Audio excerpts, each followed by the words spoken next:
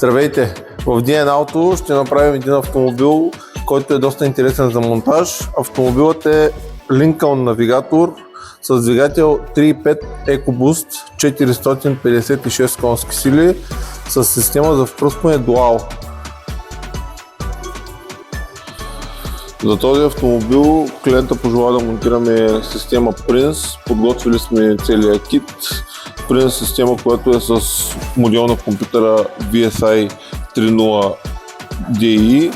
Това е система, която поддържа многоточково и директно впръскване за Dual автомобили, инжектори Keihin, които са окомплектовани в системата в Prince, и по-интересното, което е PVP редуктора.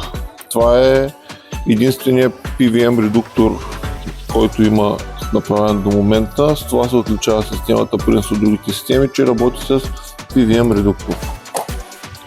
Другите части са стандартни компоненти, прикрепващи. При Prince интересното е, че автомобилите, които са разработени от Prince, се предлагат с dedicated китове или кит, който е изцяло направен за автомобила, с планки, крепежни елементи, всички компоненти.